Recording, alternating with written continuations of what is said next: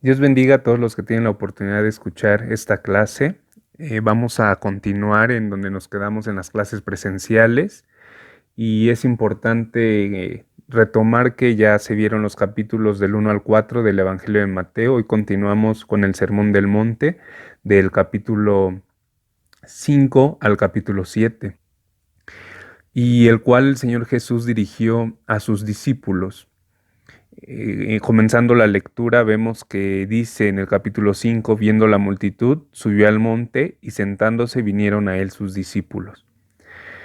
Es importante identificar que esta enseñanza iba enfocada a ese grupo que Jesús ya había seleccionado, y no precisamente a la multitud que vio que habían subido al monte. Es probable que algunos miembros de esa multitud los hayan seguido. Sin embargo, es importante aclarar que esta enseñanza iba en específico al grupo de 12 que el Señor ya había seleccionado. Ahora, la iglesia aún no se constituía como tal, entonces esta declaración, esta enseñanza, no iba dirigida para una iglesia. Tampoco era un mensaje evangelístico, ya que el Señor lo que estaba haciendo era preparar a sus discípulos. Por lo tanto, podría considerarse que la enseñanza del Sermón del Monte tiene que ver con características que van a identificar al reino de nuestro Mesías, ¿no? Entonces, estas características son rasgos de todos aquellos que vamos a ser ciudadanos de ese reino, que, que aunque en ese momento se estaba presentando como espiritual, es importante recalcar que también se va a manifestar de manera física. Y por lo tanto el Señor Jesús inicia dando una enseñanza con el tema de las bienaventuranzas. Para los que no sepan o aún no les queda claro, una bienaventuranza es un estado de felicidad en la cual uno comunica una idea de que se está siendo bendecido, pero es una bendición que se manifiesta en gran manera. Si queremos acordar el significado, usualmente se maneja que una bienaventuranza o una persona que es bienaventurada es una persona que es doblemente bendecida, ¿no? Ese es el término que podríamos estar manejando, y vemos en esta enseñanza 8 puntos que hacen mención de las personas que son doblemente bendecidas. El primer grupo de persona que menciona como bienaventurados este sermón son aquellos que son pobres en espíritu. Y los que son pobres en espíritu son todo lo contrario a aquellos que manifiestan una altivez en su vida, ¿no?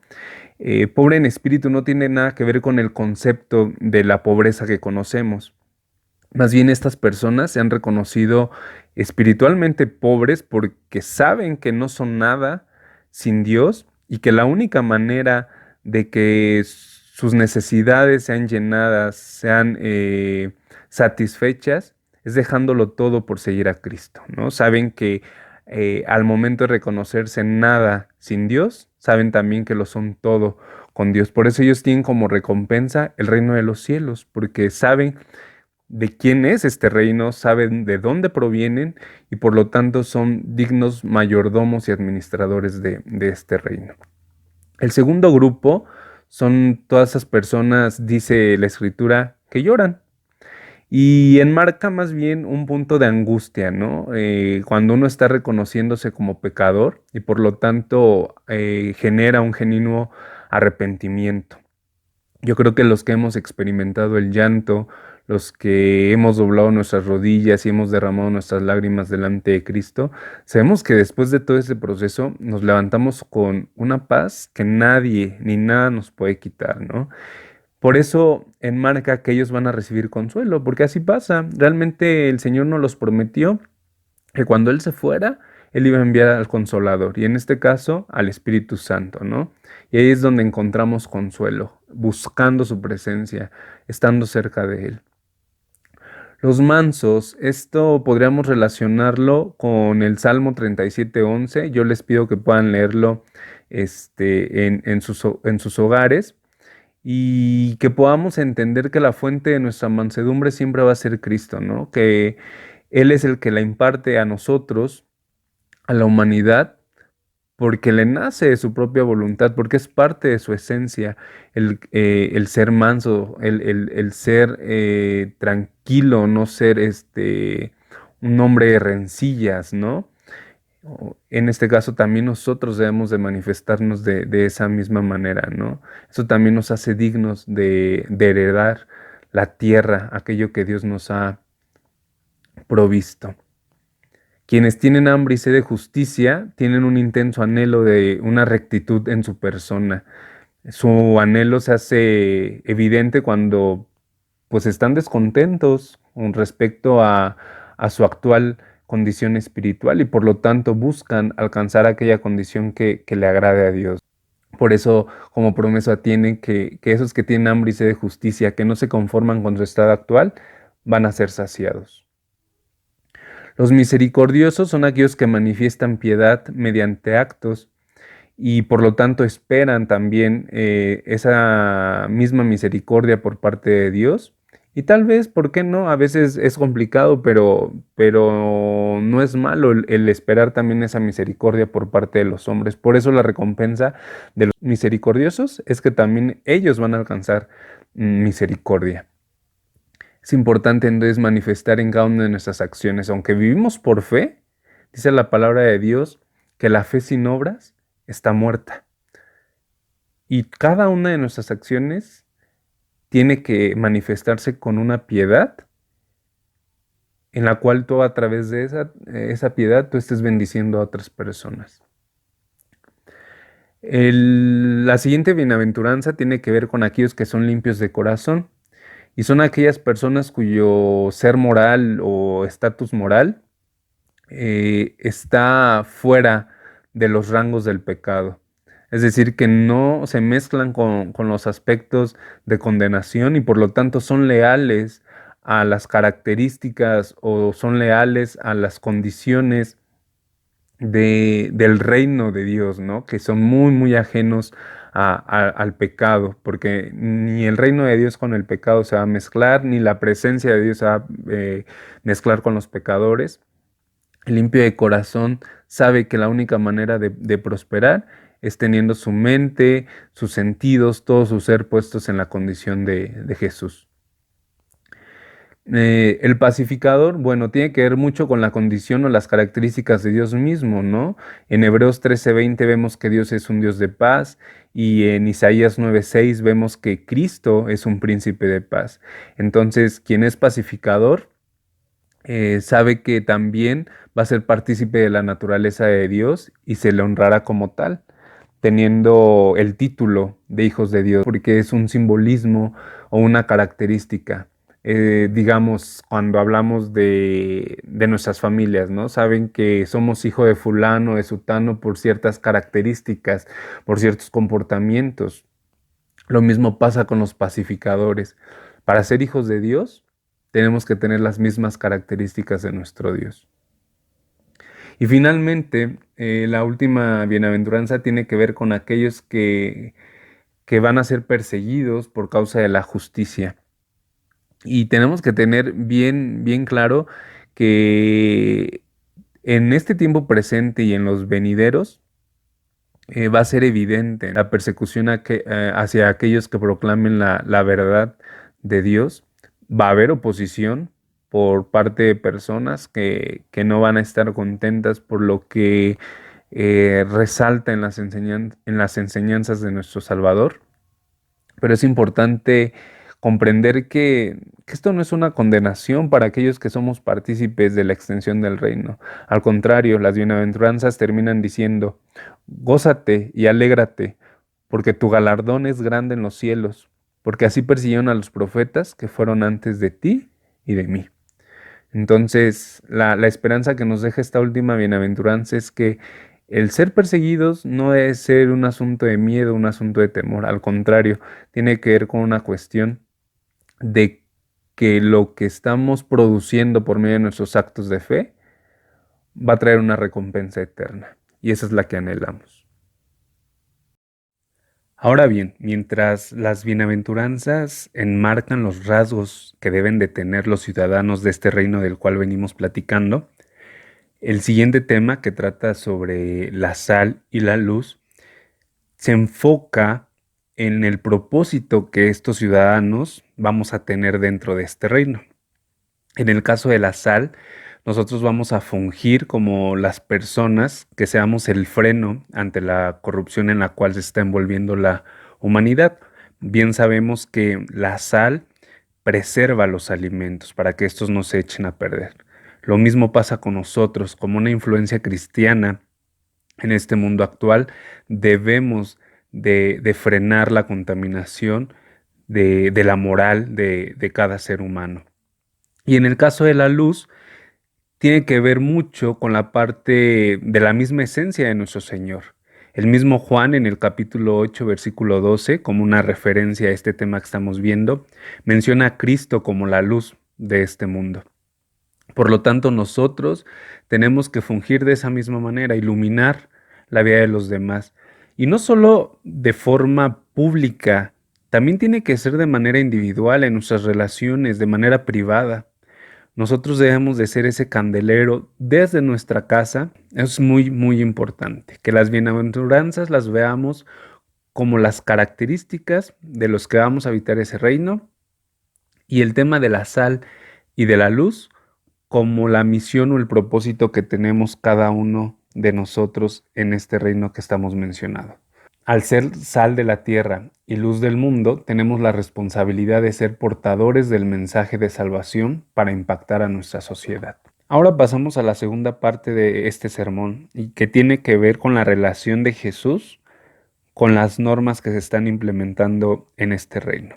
El primer tema que toca es la ley, y ahí Jesús especifica que Él no la va a abrogar, es decir, Él no está menospreciando el Antiguo Testamento, ni pretende anular nada que contenga estas leyes. Al contrario, Él está cumpliendo el Antiguo Testamento con una perfecta obediencia, la cual nos está transmitiendo.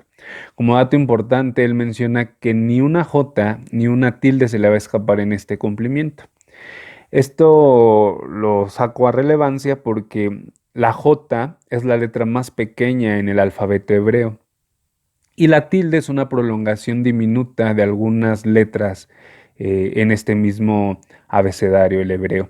Por lo tanto, él lo que está especificando es que ni el mínimo detalle en el cumplimiento de la ley se le va a escapar. Sobre el tema de la ira que encontramos en ese mismo capítulo 5 a partir del versículo 21, el escritor nos está enseñando que Jesús sabe que desde el corazón se producen las intenciones de matar. Por lo tanto, Jesús quiere que desde la raíz esto sea detenido. Y usa dos palabras para identificar a las personas que se enojan con sus hermanos, ¿no? O con su prójimo. La palabra necio, que tiene que ver con una falta de intelecto, y la palabra fatuo, que tiene que ver con la incapacidad de entender algo. Pero a diferencia de la necedad, que tiene que ver con el intelecto, la persona fatua no entiende lo que es relativo a los aspectos morales. Y aquí Cristo está localizando la raíz del homicidio en el corazón mismo del hombre, como se los venía mencionando. Por lo tanto, lo que Cristo nos está invitando a hacer e indicando es el que podamos darle fin a cualquier tipo de discusión, que podamos reconciliarnos, que podamos acercarnos a las personas con las que hemos tenido algún conflicto, porque estamos obligados en arreglarnos previamente con alguien a quien hayamos ofendido si pretendemos rendirle culto a Dios. Nuestra ofrenda no va a ser aceptable si hemos dañado la vida de alguien más. El siguiente tema, que parte del versículo 27, tiene que ver con el tema del adulterio. Y aquí vemos la importancia de conocer que desde nuestra mente empiezan a generarse los pecados que nos incitan a llevar las acciones que le desagradan a Dios. Necesitamos cambiar el perverso corazón que llegamos a veces a presentar para que éste pueda evitar una eterna perdición. Por eso hace una simbología el Señor Jesús de eliminar, ¿no?, los órganos que nos hacen pecar. Pero no tiene nada que ver con algo literal. Lo que Jesús nos está enseñando es que debemos de valorar lo que tenemos ahorita, porque va a haber un tiempo en el que si nosotros no detenemos la condenación, ¿de qué importa que lleguemos con nuestros ojos, que lleguemos con nuestras manos, si todo nuestro ser se va a pudrir en una condenación eterna? Por eso es muy importante cuidar nuestro campo de batalla, que es la mente. Todo lo que se arrastra y se genera en nuestros pensamientos va a determinar el rumbo de nuestras vidas. Si en nuestro campo de batalla hay pensamientos conforme al corazón de Dios, es lógico que vamos a alcanzar su misericordia. Pero si en nuestro campo de batalla empiezan a generarse cosas que nos van a hacer atentar no solo contra las otras personas, sino con uno mismo, entonces uno irremediablemente está infectando todo su ser. Para entender el tema del divorcio debemos de irnos a Deuteronomio 24:1, que es la referencia que tenemos sobre la norma mosaica que protege a la mujer del capricho del hombre al momento de exigirle carta de divorcio. Sin embargo, la costumbre judía fue cambiando este pensamiento al punto que solo al marido se le otorgaba el divorcio. ¿Recuerdan el dilema que tenía José en el capítulo 1 por el embarazo de María? Bueno, es posible que estas cartas de divorcio fuera una manera de expresarse en la cultura judía por cuestiones de infidelidad. Que ojo, no estoy diciendo que con esto María haya sido infiel, ¿no? Sabemos las circunstancias, sabemos el propósito que tenía Dios con la vida de María y de José. Sin embargo, ¿no? Ante el ojo humano, eso se hubiera prescrito, ¿no? Que ella había sido infiel y que por lo tanto había quedado embarazada. Pero esto radica en la cultura judía. Por lo tanto, no hay motivo alguno que justifique que el divorcio sea aplicable hoy en día, ¿no? Repetimos, el corazón del hombre se ha dañado y por lo tanto hoy se ha vuelto como un medio y radicalmente fácil para poder terminar con un compromiso. Pero en el corazón de Dios no existe la carta de divorcio. El tema de los juramentos es muy interesante porque los judíos abusaban de este acto y para erradicarlo, Jesús nos enseña que los creyentes no debemos reforzar ninguna de nuestras declaraciones con juramentos. El creyente fiel, el creyente sincero, no tiene necesidad de exponer sus palabras a un juramento, porque nosotros siempre tenemos que hablar con la verdad. Él mismo nos los enseñó que nuestro sí sea un sí y que nuestro no sea un no. Por lo tanto, ni nada que esté en el cielo, ni nada que esté en la tierra, ni debajo de la tierra, aunque no sea Dios mismo, no tiene por qué avalar nuestras palabras. Por lo tanto, el juramento no es agradable a Dios. Por lo tanto, nosotros debemos de admitir una vida en confianza, que nosotros podamos transmitir confianza al momento de hablar, al momento de exponer cada una de las cuestiones que están pasando en nuestras vidas, que sean realmente cosas que vayan acompañadas de verdad.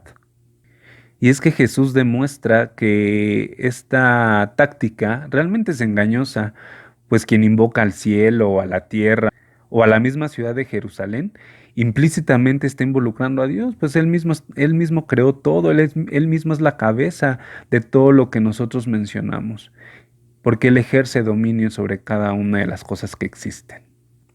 Y esta segunda parte del sermón lo cierra con el amor hacia los enemigos. Aquí es muy importante aplicar un círculo de acción, no solo a quien me ama, sino también a quien no me ama. Eso lo debemos de considerar todos los creyentes. A veces solo pensamos que quien me ama tiene que ser merecedor de mi amor.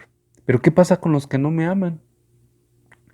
Nosotros como creyentes, como cristianos, como hijos de Dios, debemos de ser parejos con todos, ¿no? Debemos de tener esa valentía, esa necesidad y sobre todo esa dicha de poder corresponder cualquier tipo de acción con amor. Y este círculo de acción que les menciono tiene que iniciar con amar a la persona, bendecir a la persona, hacerle bien a esa persona, interceder por ella y repetir los pasos, amarlo, bendecirlo, hacerle bien, interceder. Este círculo no se debe romper. Nosotros debemos de ser ejemplo de que a todas las personas es posible amarlas.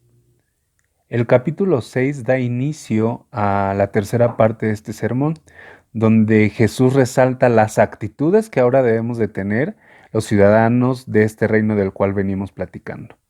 El primer tema tiene que ver con la justicia, el cual lo relaciona con el tema de la limosna como una cuestión de acción. Si bien en el capítulo 5, versículo 16, con el tema de la luz, Jesús nos encarece en hacer que esta luz brille, es importante también considerar que todas nuestras acciones, las buenas, obviamente, que son las que deben de resaltar en cada uno de nosotros los creyentes, no deben de tener por finalidad la exaltación, ya que esto nos convertiría en personas hipócritas. Por lo tanto, la justicia que es exhibicionista, pues ya tendrá por sí misma su paga. Dios no habrá de añadirle nada. Quienes se satisfacen con dar en secreto recibirán la recompensa, no del aplauso humano, sino de manos de nuestro Padre Celestial. La segunda y tercera actitud que debemos de tomar está relacionada con la oración y el ayuno. La oración involucra muchos elementos o puntos a tratar cuando se conversa con Dios. No debe ser algo repetitivo, por lo tanto, en este ejemplo que nos da Jesús sobre cómo orar, él está tomando varios puntos. Por ejemplo, en el versículo 9, él menciona que en nuestra oración podemos demostrar redención, podemos resaltar la autoridad de Dios y adorarle. En el versículo 10 nos enseña a reconocer el gobierno de Dios, el reconocer el establecer un plan de evangelismo y también el de extender su reino. En el versículo 11 vemos una característica muy importante, la provisión, y no solo en lo material, tiene que ver una provisión en todas las áreas. En el versículo 12 trata el tema del perdón, es decir, darlo y también pedirlo. Y en el versículo 13 vemos una oración que conlleva protección y liberación. Muchas veces lo hemos conocido como una oración de guerra. Entonces, la oración conlleva muchas cosas. A veces nos podríamos centrar simplemente en la redención y en la provisión, y otras veces en el perdón y en la adoración. Cuando nosotros creamos que ya no hay palabras, siempre hay que considerar este ejemplo de la oración, que hay muchas cosas que podemos poner delante de la presencia de Dios y que no precisamente tiene que ver con pedir o satisfacer nuestras necesidades. Hay muchas cuestiones que es importante denotar en nuestra oración para que ésta pueda elevarse delante de la presencia de Dios. En el tema del ayuno, los fariseos normalmente añadían 2 ayunos semanales. Se cree que se considera normalmente el lunes y el jueves como los días para ayunar para los fariseos. Y usaban estos días como ocasiones para exhibirse públicamente. Sin embargo, la función verdadera del ayuno tiene que ser una indicación profunda de contrición y una dedicación temporal de todas nuestras energías a la oración y a la comunicación espiritual. Sin embargo, el ayuno que requiere de espectadores es un simple show y de nada sirve ofrecérselo a nuestro Dios. El cuarto ejemplo, el de la riqueza, es un error común de los fariseos y del judaísmo en general, porque ponían énfasis excesivo en la riqueza material como evidencia de un favor divino. Sin embargo, Jesús explica que los tesoros en la tierra son pasajeros y por lo tanto, el que va a ser ciudadano del reino deberá de procurar tesoros en el cielo, consagrándose a la justicia, porque sabemos que todo eso va a ser eterno y va a prevalecer. El quinto ejemplo, el de la ansiedad, nos da una advertencia, porque quienes carecen de riquezas pueden ser víctimas de una preocupación que no es nada más que el reflejo de nuestra falta de fe. Por eso Jesús nos pide ser precavidos y planear, no desesperarnos. Quienes escuchamos atentamente a Cristo y lo hemos declarado por nuestro Rey, sabemos que en este reino por el cual estamos trabajando, vamos a encontrar la consagración a valores espirituales y por lo tanto una confianza absoluta en Dios, sabiendo que Él conoce todas nuestras necesidades y que Él mismo las va a suplir. Y el sexto ejemplo tiene que ver con el tema de juzgar al prójimo. Ojo, en 1 Corintios capítulo 5, del 3 al 5 y versículos 12 y 13 de ese mismo capítulo de Corintios, los cristianos tenemos la responsabilidad de juzgarnos a nosotros mismos y a los hermanos que caen en falta, ¿ok? Porque por ahí podría haber la duda de que si los cristianos podemos juzgar o no juzgar. Sí, tenemos esa responsabilidad. Sin embargo, aquí en este capítulo 7, Jesús lo que nos está enseñando por medio de una hipérbole intencional es que no seamos hipócritas. Es decir, que no pretendamos hacer el papel de un médico cuando no podemos curarnos a nosotros mismos. ¿Ok? Por eso la advertencia de no juzgues para que no seas juzgado. Es decir, si no has empezado por ti, por tu persona, no te atrevas a levantar juicio contra alguien más, porque no has aprendido a sanarte primeramente a ti. En este mismo capítulo 7, donde encontramos el tema de juzgar a los demás, Jesús le da conclusión ya a este sermón con exhortaciones finales para nosotros los ciudadanos de este reino. Previo a eso toca un aspecto muy importante, la oración y la regla de oro. Consideremos que hay una instrucción preciosa acerca de la oración, y es la siguiente. Anhelar a Dios activa sus promesas divinas.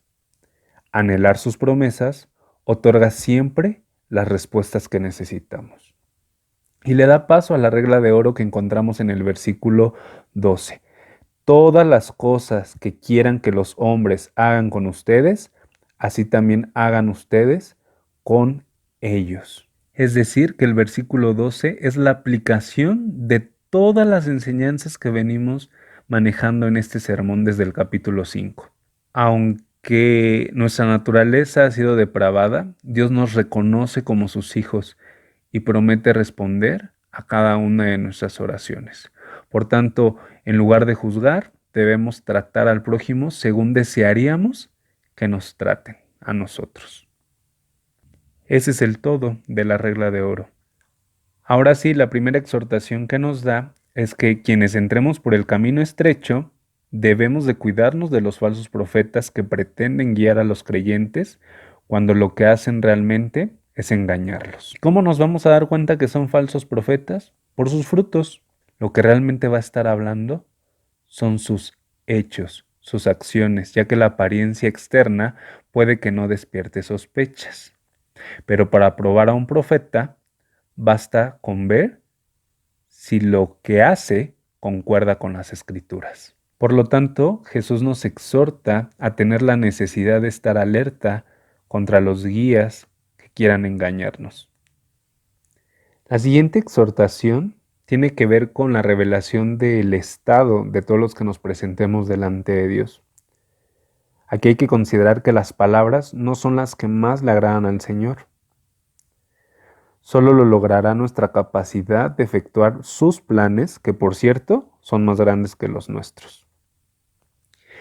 Y aquí encontramos algo muy interesante, que la condición de cada uno va a ser revelada cuando sean desenmascarados y juzgados por el simple hecho de efectuar actos asombrosos que no necesariamente constituyen señal divina o que vienen de parte de Dios. Como referencia lean Deuteronomio 13 del 1 al 5, Segunda de Tesalonicenses capítulo 2 del 8 al 12 y el mismo Evangelio de Mateo en el capítulo 24 versículo 24. Es así que llegamos al cierre de este sermón con la consideración de dónde estamos cimentados. El hombre cuya casa se derrumbó tenía la culpa, y no por no trabajar, sino por no valerse de la roca, que es el propio Cristo, y por lo tanto de sus enseñanzas. Así que quien oye sus palabras y las hace es porque las está practicando. El sermón se dirige entonces a quienes han creído, a quienes han manifestado una fe en Jesús como su Mesías. No es simple legalismo, No hay obras basadas en un esfuerzo simple basada en nuestra humanidad. Tiene que ver con una fe puesta en Cristo, en la roca, la cual produce la regeneración que se manifiesta en la vida de cada uno de nosotros, haciéndola una vida piadosa. Gracias por escucharnos. Quienes están en el nivel 1, como tarea les dejamos que sigan avanzando con sus comentarios bíblicos, contemplando que para la siguiente semana ya deberán de tener 7 capítulos terminados. ¿Ok? Muchas gracias y que Dios los bendiga.